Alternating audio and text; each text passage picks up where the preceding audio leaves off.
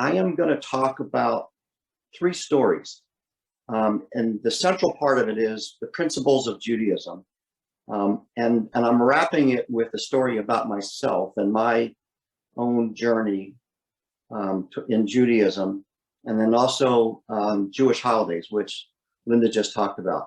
And we don't have very much time. The only reason this makes some sense is because they're all intertwined. And so let me start with myself. I grew up in the 50s in a Jewish home, and why am I Jewish? It's because my parents were Jewish, and like most of you, you are what your parents give to you, which is also part of the theme that you'll hear. And it was culturally Jewish. My father worked very hard. He had his own business, and I think Linda was talking about some of these family customs. So I'll talk about some of these major Jewish holidays when we would get together with the extended family, and I saw my aunts and uncles and my cousins. There were special foods, and they were wonderful times. That was my upbringing. At 8 years old, I started Hebrew school, and which is common. And because at 13, a boy is what's called bar mitzvah, and a girl is bat mitzvah. Bat mitzvahs weren't as common then; they're very common now, and it's a rite of passage. It's essentially a cultural becoming an adult. And so you go to Hebrew school, essentially learning prayers, learning about Judaism in a formal way. And I was a good student. I was an avid reader. I was scientifically inclined. I always questioned things. So when I started Hebrew school, I just soaked it up, and I was able to read Hebrew fluently. Don't necessarily knew what I was saying, but I'd do the prayers. And towards 9th grade and 10th grade, and as I became a young teenager, I began to question. And some things didn't make sense to me. And that'll be part of the theme here. When I was deep into my teens, we're now into the 1960s. And for those of you who are old enough, people questioned everything. And people, particularly who were in college, were very rebellious and untrusting of institutions. And I was caught up in all that. I went to Drexel University. I grew up in Philadelphia. And if you had asked me at that time, I would have said I was an atheist. I just didn't believe the stories, and I was too scientifically, maybe very, very focused. I majored in mathematics, by the way. I started out as a chemistry major, and I transferred to math, which also tells you something about my view of things and how I approach problems. When we got married, and Carol's sitting across from me, we've been married a long time, over 50 years. And we got married as kids. And when my son was born, his name is Ben, he's now 42, 43. We joined KI, Knesset Israel, which is in Elkins Park. It's a Reform synagogue. And we joined there, frankly, because we sent them to the preschool, the nursery school, and they gave us free membership. So we said, okay, let's go and see what it's like. It was a revelation for me because the sermons, which were typically on Friday night, they were very well prepared, and they spoke to us as adults. And so it wasn't Bible stories, it wasn't magic, it wasn't supernatural. It was, what does all this mean to our lives, and how do we address? And they talked about current problems, including politics. It wasn't, well, actually the 60s, as you recall, were very, very much polarized. I think what we're living through now is probably worse. But so that's what brought me back. Carol and I moved around a little bit. We moved to Chicago, and then to Philadelphia, and then to New York because of my business. I was in the insurance business. I was an actuary, which is an applied mathematician in the insurance business. Again, you can see how I approach problems. I was teased because I was creative, but very logical. I'll tell you a little quick joke. when the Challenger broke up on its reentry, which of course was a tragedy, I said to my colleagues at lunch, I said, why don't they just come in slower so that it wouldn't heat up? And they kind of laughed at me because, of course, that was impossible. And guess what? We just saw some spaceships come in slowly so they don't burn up. It just happened in the last month. So I was teased for being creative, but I was also logical. So we moved to Bucks County after I retired. Again, we're Philadelphians. My sisters were here. Bucks County is beautiful. We became members of Temple Judea, a Reformed synagogue. It's right outside of Doylestown. And for whatever reason, I got onto the board. The rabbi somehow knew my business background. He got me onto the board. I didn't realize the financial difficulties they had. And I won't go into the details, but that's how I got involved. Now, through interesting circumstances, in Judaism, there's a saying, this might be Yiddish, it's called Bersher. It's like when something happens that it's magical that it happens. I met two teachers. One is Rabbi Richard Simon, and one is Rabbi Mike Shevak. Mike actually might be listening in. And Jennifer, you can put up the slide while we're talking. I studied with both of them, and in particular Mike. And I still, Mike is a good friend. We talk every week. I'll get into that a little bit later. He taught me to develop, like, as a mathematician, what are the foundations? What do you have to believe to be Jewish? And so what did? I went and Googled Jewish principles, and lo and behold, Maimonides in the hundreds of years ago, but not that far back, had developed 12 principles, and I didn't quite like them. I obviously looked at the 10 Commandments. They didn't quite work. I came up with these 4, and it took me about 3 months, and week over week, studying Socratic with Mike. So you won't hear this as the definition of Judaism from anybody but me and perhaps Mike. The first one is creation. Rabbi Simon, the other rabbi who became a friend, used to say, do you believe in God? I tell you what, let me punch you in the nose. Does it hurt? If it hurts, then you exist. If you exist, somehow you were created. Let's define God as whatever created us. Which brings up another point to this whole talk. The words we use are the words that we sort of grow up with and that we're familiar with. Some of the concepts that we talk about when we talk about spirituality don't lend themselves to words very easily. I found, for example, that people, including myself, are uncomfortable using the term God because it means so many things to different people. So for this purpose, when I'm using God, I'm saying God who created the universe. Now, and that's almost all you really need to know, by the way. But these other things sort of follow. Unity. If the universe was created by one creator, then and everything in the universe obviously is connected because we were all created. We all come from that. And I'm going to come back to that in some more detail. So we are unified, and therefore the idea of actually the golden rule, which I think is from Jesus on Sermon on the Mount. I could be wrong, but actually it stems back to the Torah, which I'm going to talk about. Leviticus 19:18 said, love thy neighbor as thyself. So that's the whole idea of unity. These things are fundamental. I'll leave for later a story about Noah's Ark, but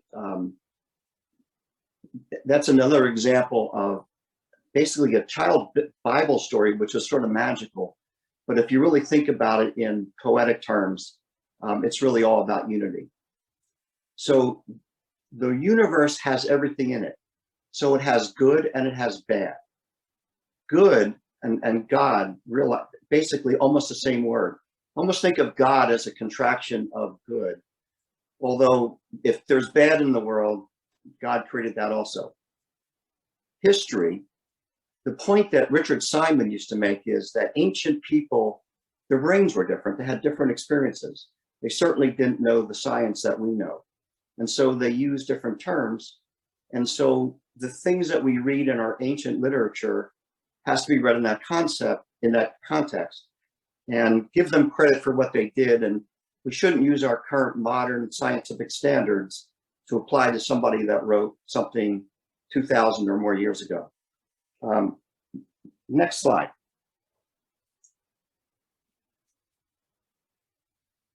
So the Jews are called the people of the book. What's the book? It's the Torah or Torah.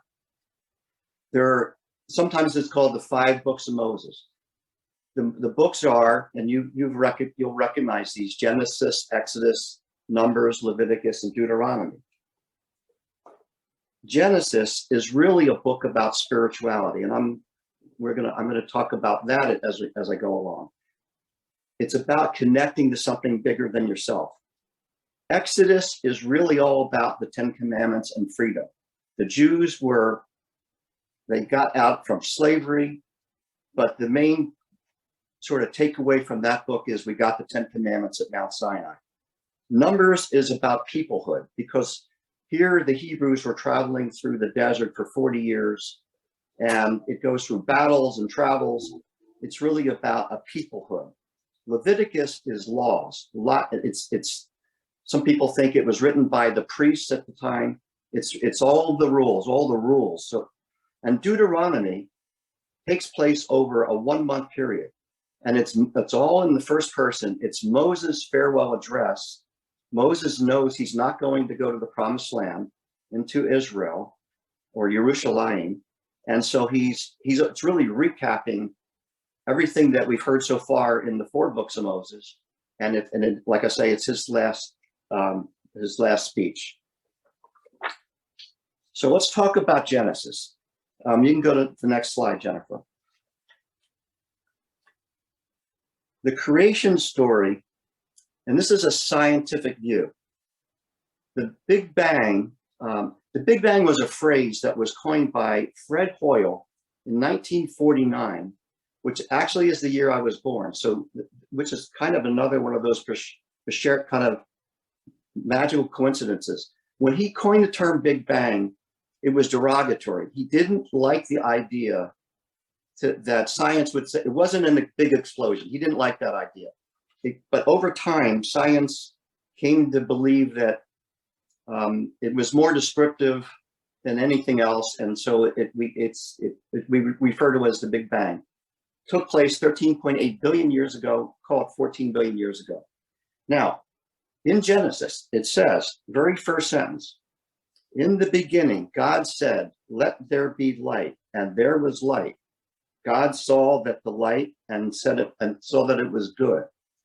Right there, you have almost the entire biblical story.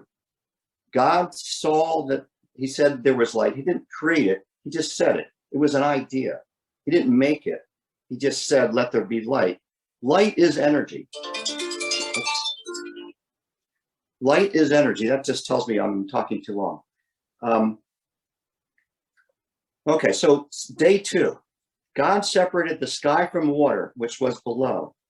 And day 3, let the water beneath the sky be in one area and dry land may appear. So the earth was created. That was 4.5 billion years ago. I'm going to skip to, day 3. Let the earth sprout vegetation. That is life. That's 3.8 billion years ago. Skip down to day 6. Let us make man in our image. So humans were created 6 million years ago. Now, millions and billions are numbers we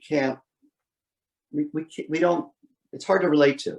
So over on the right, to make this relatable, if you think of the Big Bang as being a mile away, with every year being, every foot being a mile, leading up to a mile. So the Big Bang, not 14 billion years ago, but 1 mile away. The earth was formed 1/3 of a mile away. So it's easier to see. Life was 1/4 of a mile away. Humans have only been around for 40 inches in time.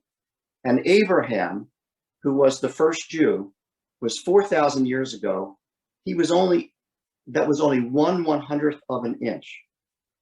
Now, another way to put this in context, Jesus, we live in the year 2021. Jesus was about 2,000 years ago. I did the math for you. In generations, that's about 100 generations. Abraham lived 4,000 years ago, 2,000 years before Jesus. So that's about 200 generations, not that long ago. It puts them in context. Let's go to the next slide.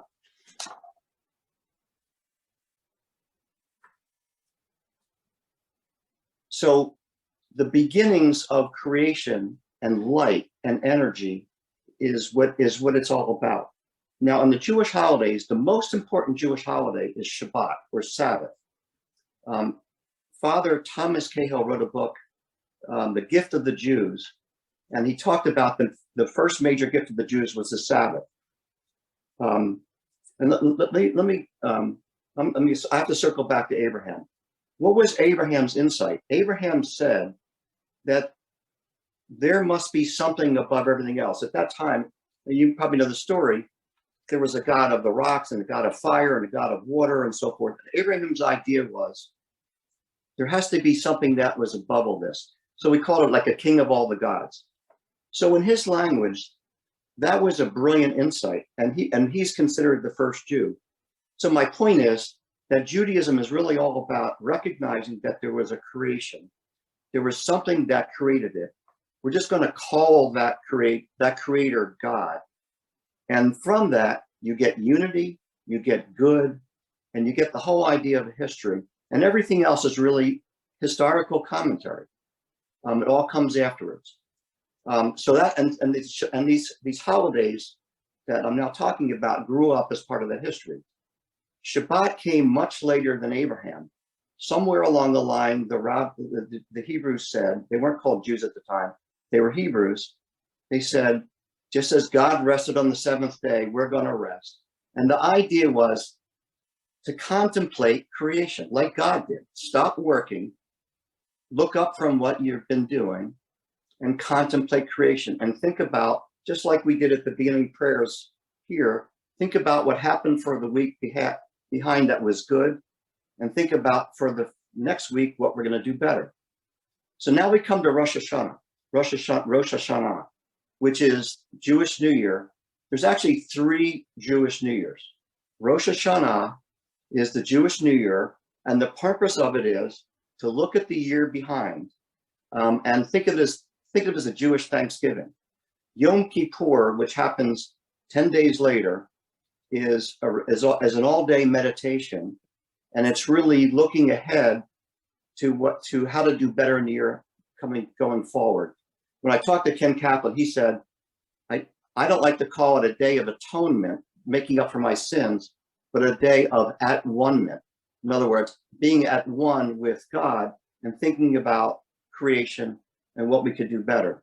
So the 2 other high holidays are Simchat Torah, which happens actually this week. The Torah is read in portions, so it's 5 books of Moses. At the end of Deuteronomy, the last few verses are read, and the person leading the service, the rabbi, will immediately start reading Bereshit, or in the beginning, and start reading the first lines of Genesis.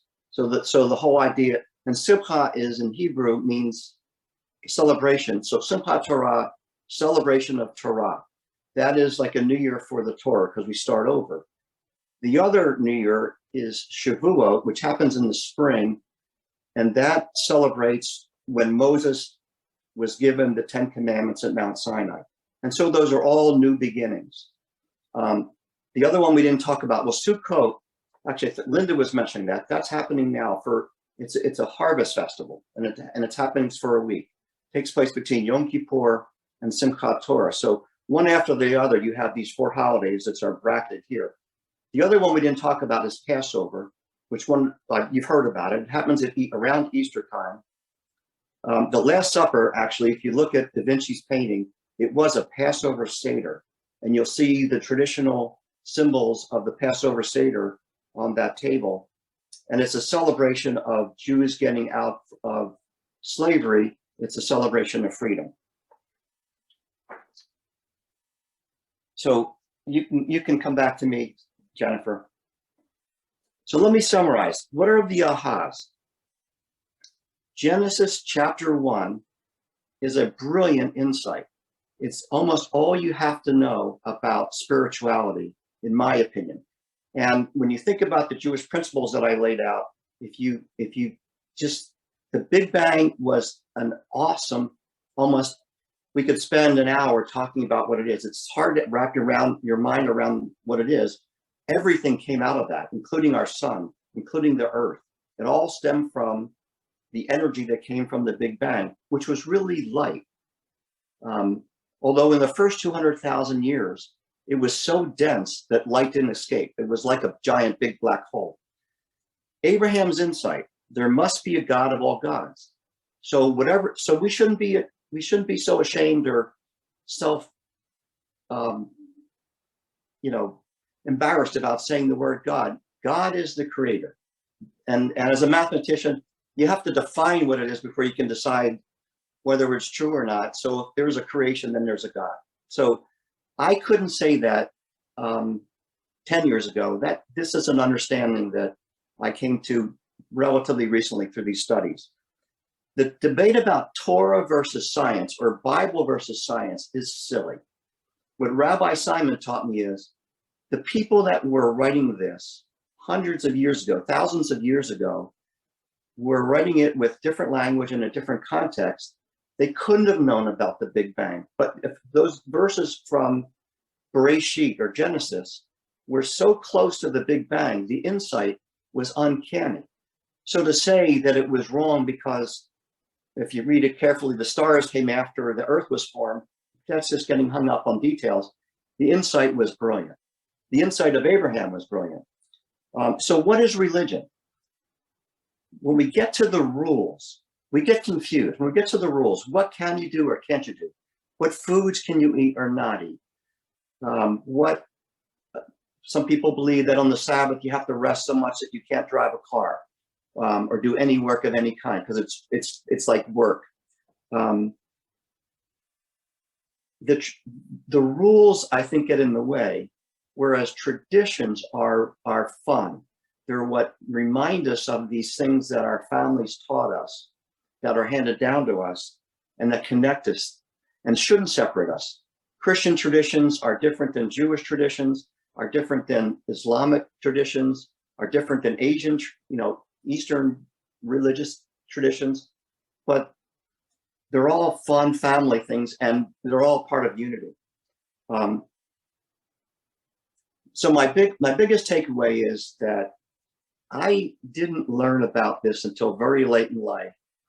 And my message is that we have to teach our children differently. And because we've lost too many people from spirituality and from what religion really means, because we haven't taught it as well as I think we could have. And that's my presentation. Thank you.